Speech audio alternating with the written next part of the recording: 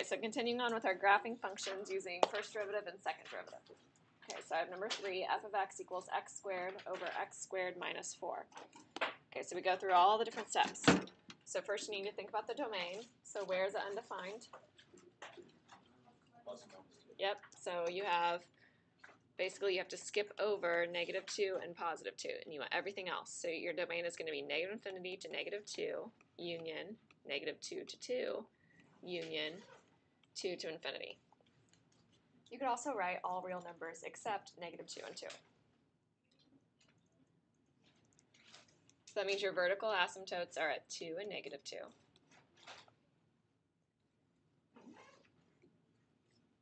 Your first derivative, so use quotient rule, so low d high minus high d low all over the square of what's below.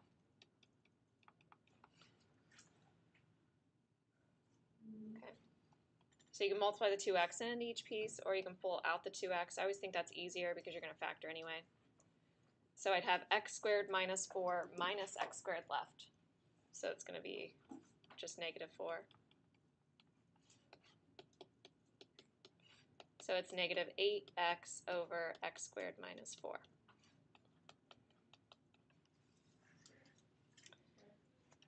Squared. Thank you. So who said the squared? Was it Catherine? Okay. Okay. So my critical points are 0. That's when the numerator is equal to 0, -2, and +2. So I usually draw like dotted lines so that I know that those were already my vertical asymptotes.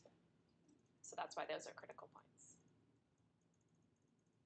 Okay, then I test numbers on the left, in the middle, and the right. Okay, so I'm going to test like -3. Test it in the first derivative. So notice how the bottom is always positive. So I'm really just testing in the numerator. So I have -3 times -8 would be a positive number.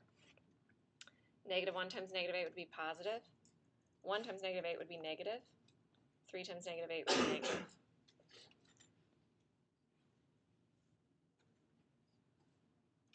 Okay, now second derivative.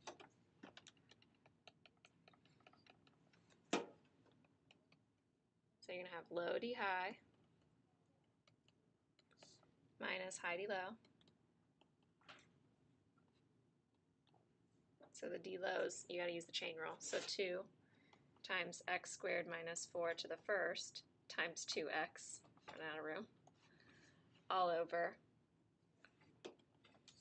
the square of what's below, so x squared minus 4 to the fourth now.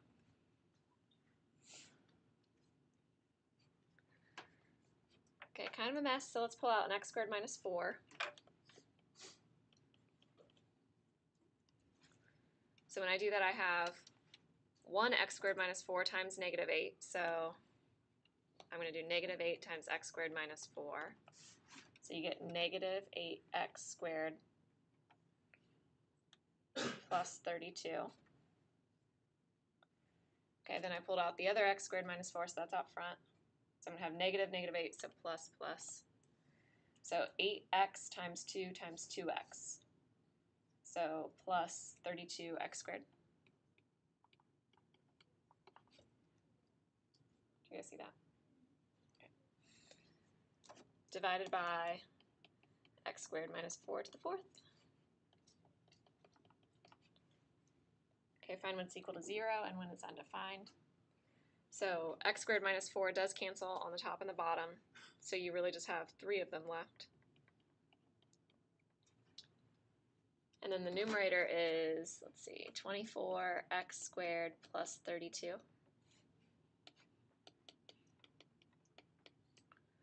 Okay, is the numerator ever going to equal 0? Does it make sense that would never be 0? Yeah, you can do it off to the side if you need. So let's think about it. If I had 24x squared plus 32 equals 0, subtract the 32 over, divide by 24, you wouldn't be able to take the square root of that. You wouldn't get a real number out.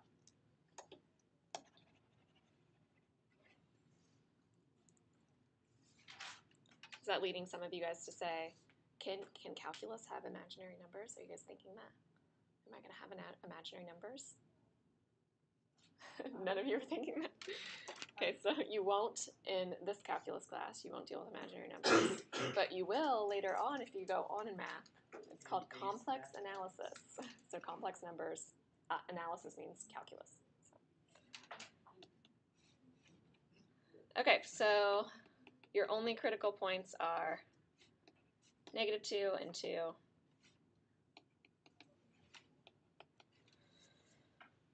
So if you check on the left of -2, so check -3. The numerator is always positive. The denominator is always, well, no, the denominator is positive or negative, right? So if I plug in -3, I'm going to get positive or positive, so plus. If I check 0, I'm going to get positive over a negative, so negative. And if I check 3, I'm going to get positive. So it's concave up, concave down, concave up. Okay, and increasing, increasing, decreasing, decreasing.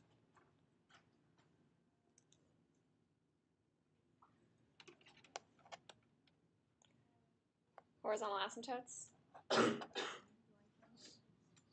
You what? Just 1. Do you guys see 1? X squared over x squared, so it's going to be 1. Shortcut method. Is that what you just asked? Roshni, did you say how did I get that? When is it 0? When is it 0?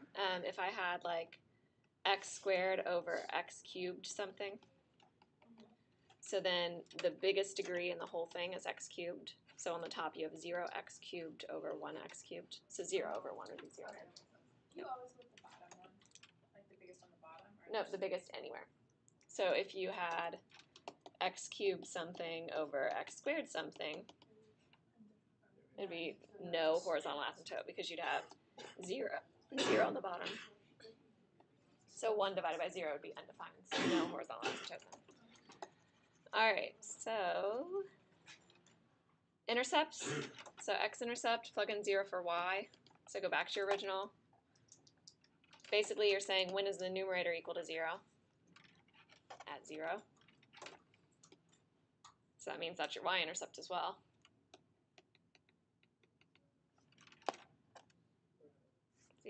So see how if you plug in 0 for all the x's, you get 0. So it goes through the origin.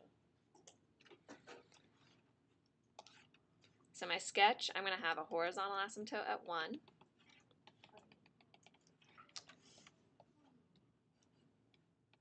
At 2 and -2, I have vertical asymptotes.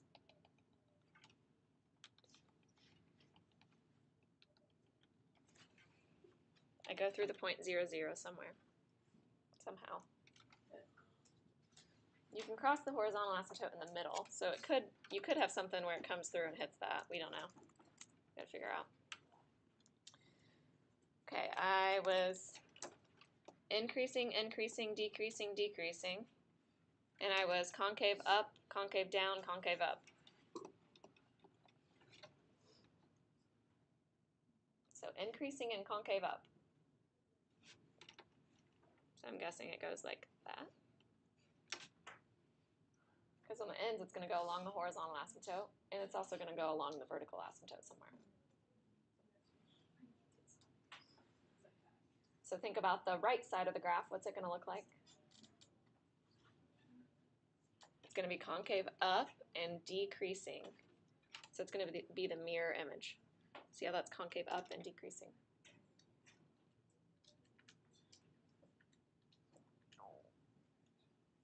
Then it's in the middle, it's increasing and decreasing, and it's concave down. So that makes me think that it's coming up. It's going to hit 0, 0, and it's going to go back down.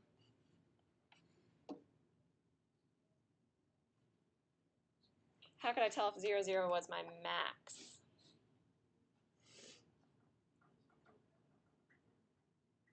It goes up and then down on the first derivative chart, right? So since it was increasing and then decreasing, and f of 0 was 0, that is your max. Okay, so now we know that we're correct. So that's what our graph looks like. If you wanted to draw in points of inflection, you could find what f of 2 and f of -2 equal. No, I guess not, because those aren't points of inflection, are they? So this one has no points of inflection. Yes? I'm just confused on the second derivative, why you ended up using -2 and 2, like how you use that. Because that's when the second derivative was undefined, because the denominator was equal to 0. So you always find when the second derivative equals 0 and when the second derivative is undefined. You need to find both. And you could have drawn, it probably would have helped me to draw in my dotted lines to know that that was, the reason they're on there is because it's a vertical asymptote there. Okay, so when you have a denominator in the original function, you have to find, or if you have a denominator in the second derivative? You need to find when it's equal to 0 as well. Okay. Yep. So denominator and numerator. Yes? Shouldn't that be the f prime of 0 down there to say that it's the max? No, it's if I wanted to find the y value that goes with it, Okay. it would be f of 0. Yeah. Yeah. You're right, f prime of 0 is also 0.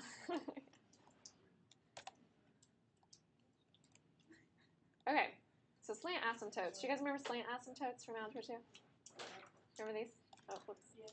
All right, so an asymptote in the form y equals mx plus b that occurs when the degree of the numerator is exactly one more than the degree of the when the degree of the numerator is exactly one more than the degree of the denominator. Must have been late.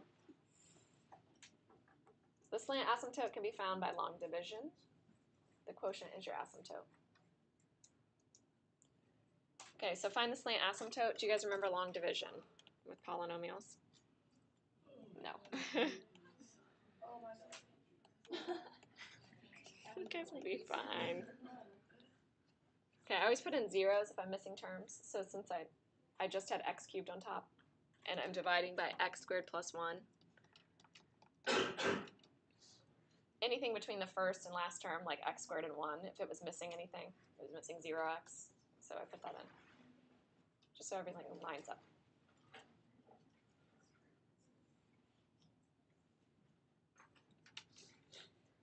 Okay, so I have x squared. What do I multiply x squared by in order to get x cubed? X. I write x on top. I say x times x squared is x cubed, so I multiply by each of these things.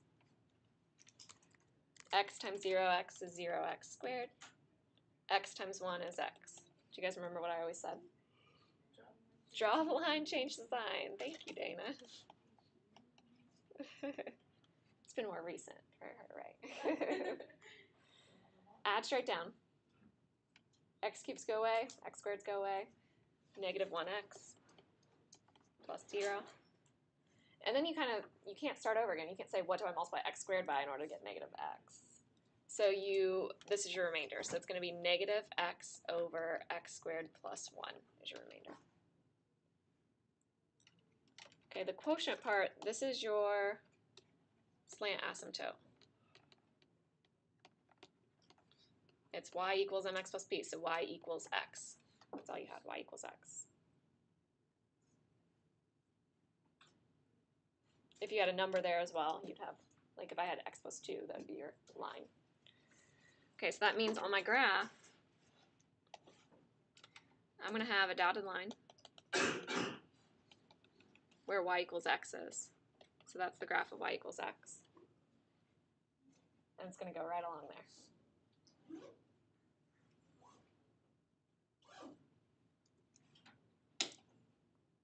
Okay, looking at your original, is there a horizontal asymptote? What? There can't be both. Nope. So whenever you have a slant asymptote, you're not going to have a horizontal asymptote. Why? Yep, it's always going to be over 0, right? It's 1 degree more on top than it is on bottom, so your largest degree is on top. So is there a vertical asymptote? No, it's x squared plus 1, not x squared minus 1. Okay, so we're just using this slant asymptote.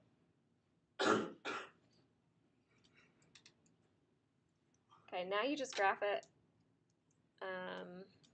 Well, let's do the first derivative and all that. This is going to be a weird one. Okay, so let's do first derivative. So low, d high, minus high d low all over the square of what's below.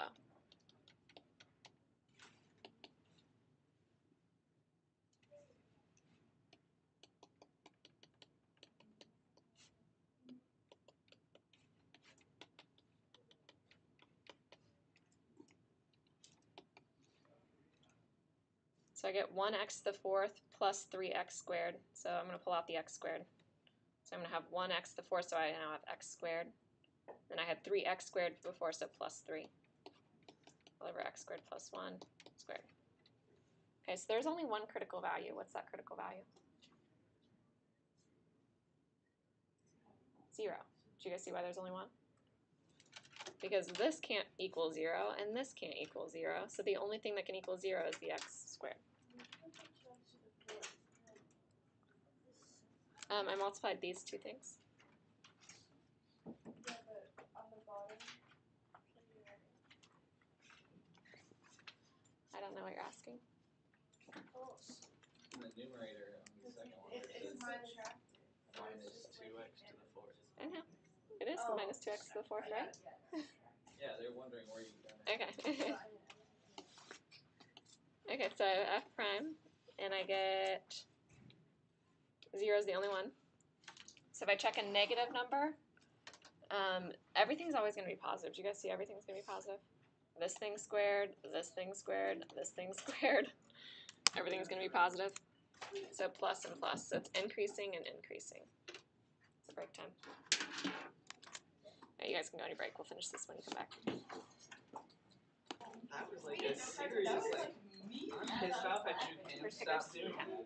All right, so while you guys were on your break, I went ahead and did the second derivative. And because I thought it was going to be kind of hard. So the second derivative is, you can do it if you want, but it involves product rule, chain rule, quotient rule. So, I know, that was mean. All right, so you get 2x times 3 minus x squared all over x squared plus 1 to the third. Okay, so where is f double prime equal to 0?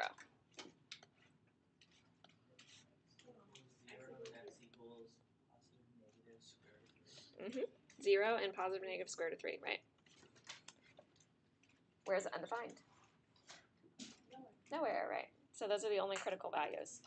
All right, so if I test negative square root of 3 is like negative 1.7, so try negative 2. If I try negative 2, the bottom, I guess I always want to say the bottom's always positive. It's not, is it? So I get, let's see, negative. If I test negative 2 in this one, I get negative, and then, yeah, the bottom is positive, right? Because it's x squared plus 1, so it's always positive. So negative times negative divided by positive is positive.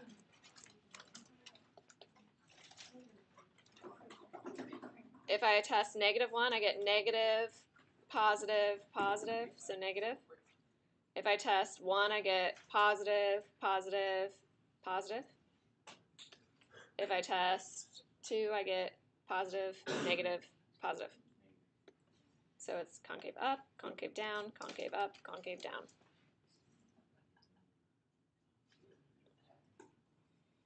Okay, so it's always increasing.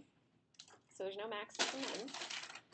The ends are going to go along this line. So it's either going to go along from here, here, here, and here. So it's either one of these two and one of these two. We're not sure. So we got to see which direction we're coming from.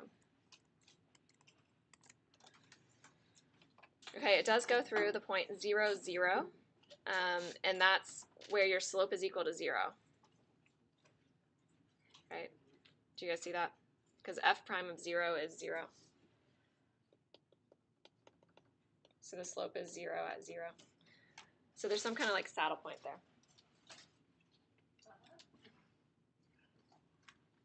Okay, after 0, it's concave up.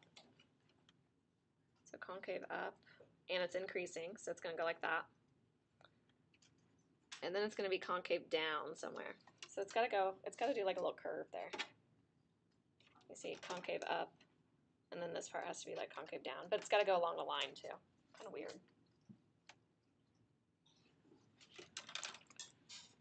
Okay, and then I think you just have the reverse on the other side. So it's going to be concave down and then concave up.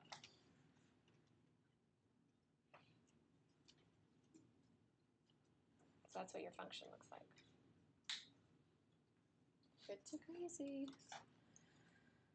Aren't you guys so impressed that you know how to graph these things now? Yeah. I remember thinking it was really cool when I was in calculus, but I was a super mega nerd. What grade did you take calculus? Senior or junior? Senior. Yep. My school only offered one AP class. It was AP Calculus.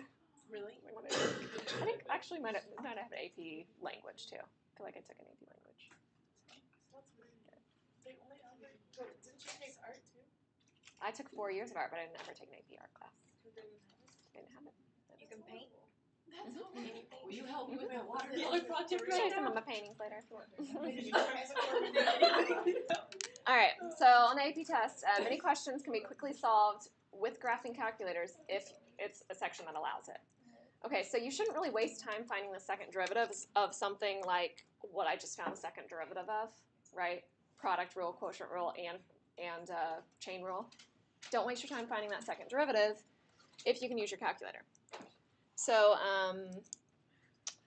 you could use the maximum function, the minimum function, the zero functions, the calculator. Just make sure you're using the correct windows. So I'm going to show you a trick which allows you to graph your original function, the derivative of that, and then the derivative of that. Okay. All right, so on your calculator, you're going to plug this in for y1. So y1 is going to be x to the 6th minus 15x to the 5th plus 75x to the 4th minus 125x to the 3rd minus x.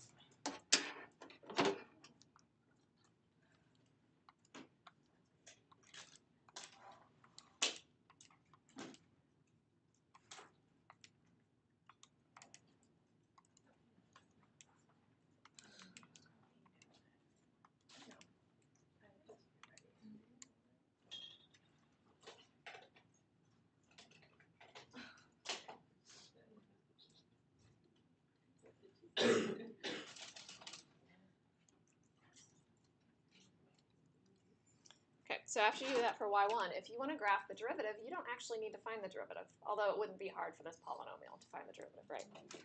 All right, so for y2, I'm going to put nderiv. Do you guys remember how we've used nderiv before? To find the numerical derivative, like we find the derivative and plug in a number. But we're not actually finding a derivative and plugging in a number. We want to find the derivative for every single x value. So what we do is nderiv, so math, I think it's 8.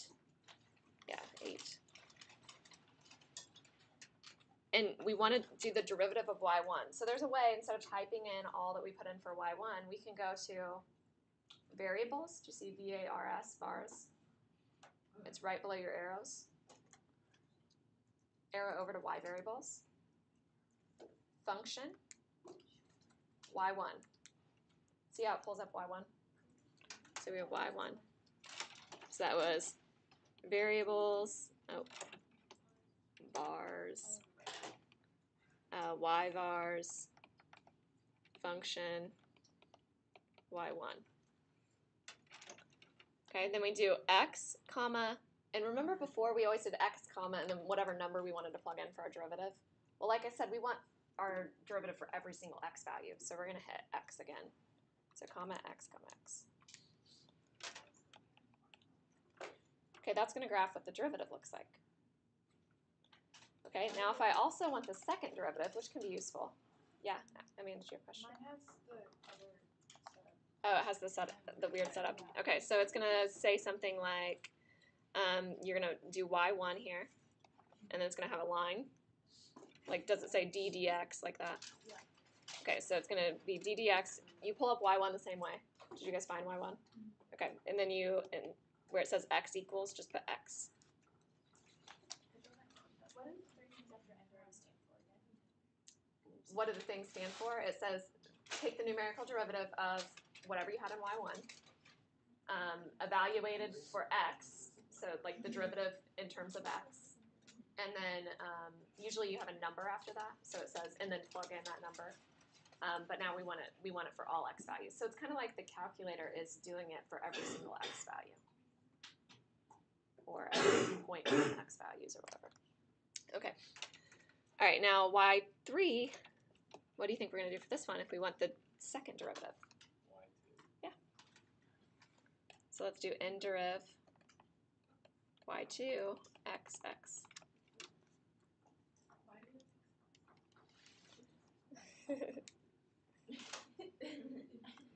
Anybody want to explain why we have y, or why we have x?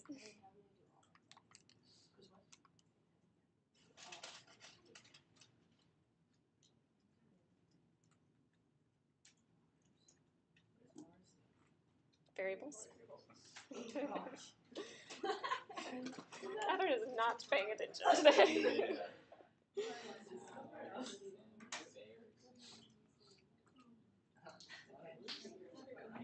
Okay, and it's graphing all of the different things. Now the hard things about these aren't going to be nice windows. Like, do you see how you have really big numbers?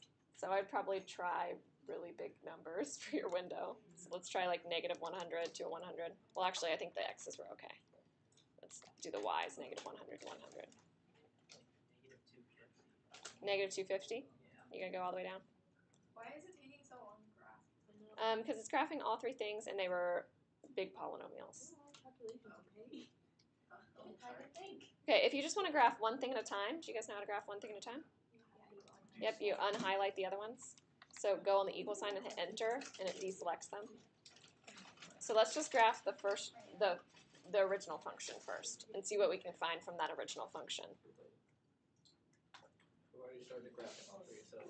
So now you gotta wait. Does it graph by order? So does it graph like y1 first and then y2? Okay, and then Alex said you gotta go down to -250.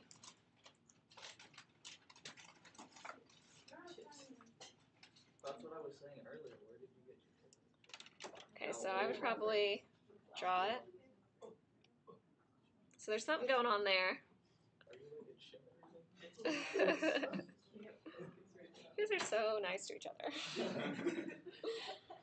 Okay, so let's find what this point is. So I can find that with the minimum. So go to second trace minimum. You want to get on the left of what you're trying to find, on the right of what you're trying to find, exactly what you're trying to find. So 2.504, comma, -246.643. That's what I got.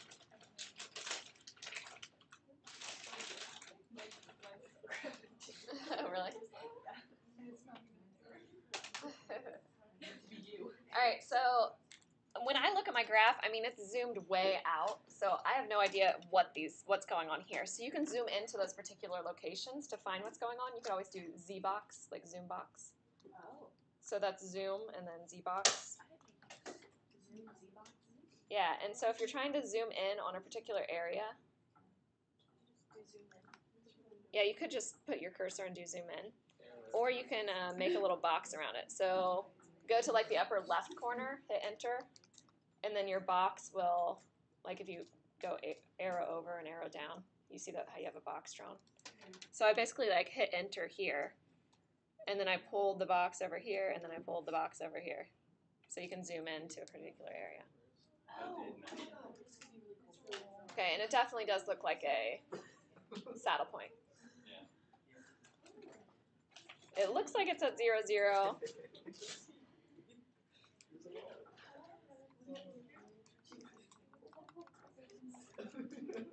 So how could we confirm that that's a saddle point?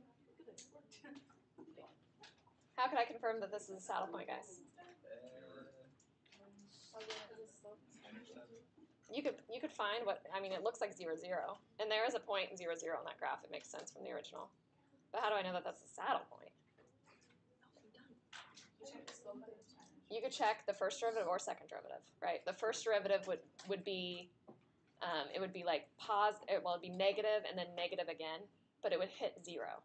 So let's look at our first derivative. So y2. So at 0, it should come down and touch 0 and then pop back down. So it should come up and touch 0 and then pop back down. Yep, so you can confirm that that's the maximum, or that that's an actual point, 0, 0 there. Yep, so that is 0, 0. Okay, and you can do the same thing with the other one. So change your window on the second derivative and go out to 5 for the x max.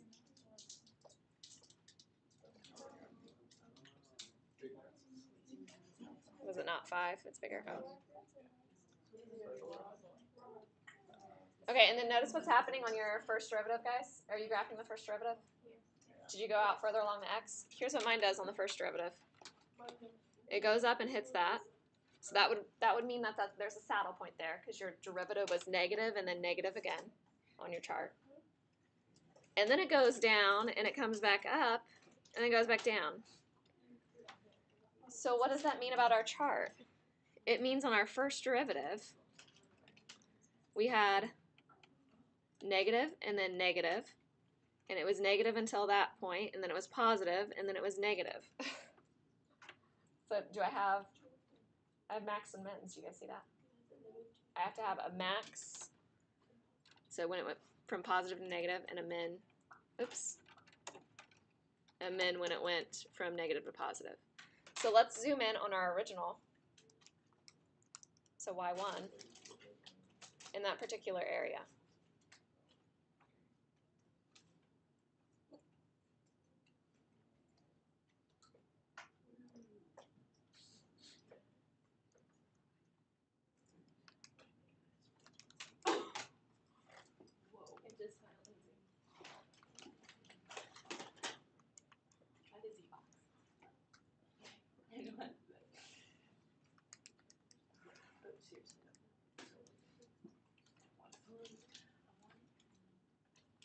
Okay, so it still looks like a saddle point to me, so you really have to, you're going to have to zoom in directly on that. Because it has to go up and then back down. Okay, so, oh man, it still looks like one. Does yours still keep looking like one? I have to zoom in several times.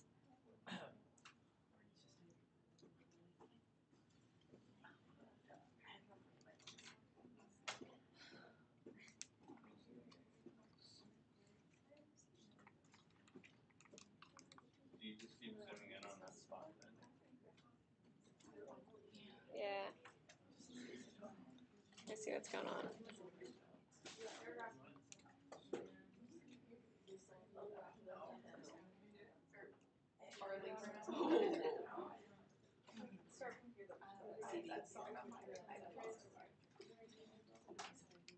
Is anybody getting anything?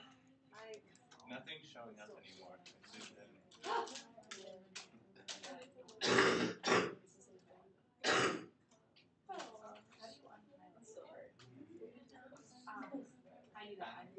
Oh, guys, the minimum, sorry, we already did the minimum. This is the minimum down here.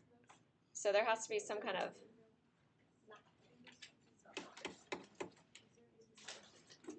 are we sure it goes plus to plus? So negative, negative, positive. Does it go back down here? On the second derivative? Or on the first derivative? I don't know. I gotta think about this. I'll pause and think.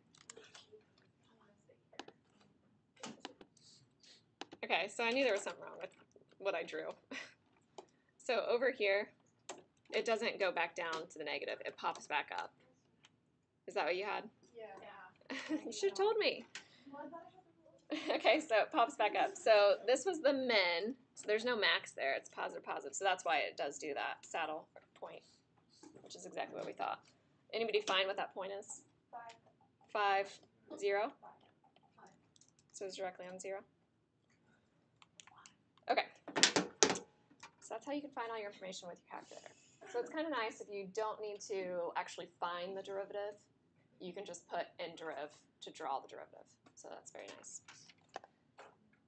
Okay, so one's like this one. X, the sine of x. So let's try that. Now notice, since we already have in deriv of y1, all of that, just change y1. That's all you need to change, yeah. The saddle point's 5, -5. 5, -5. Thank you. I wondered if it was 0 or not.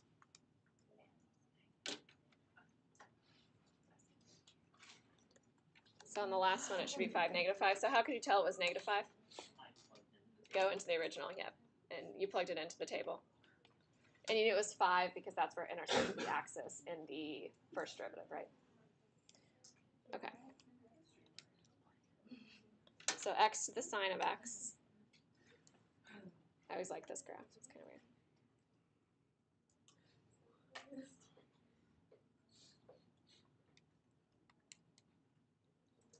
Do zoom 6 to see your standard 10 by 10 window.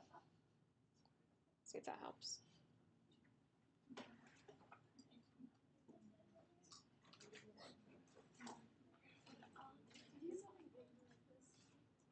Do we clear out everything from the last problem?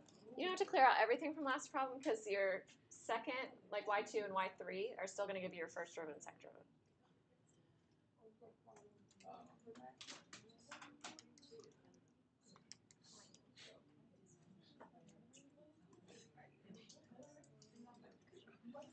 You getting something cool?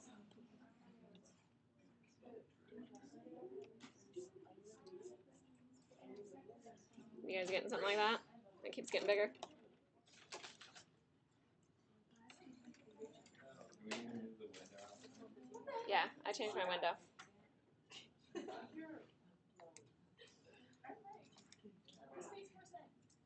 No, we're probably in break. I'm probably in Yeah, make sure you're in radian mode. Oh, yeah.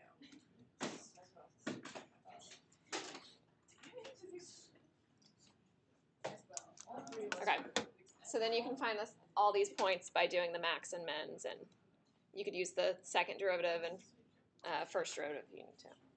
But all right, so we'll call it a day on that one. All right, I wanted to leave you guys some time to work on your homework problems so you can ask questions. So.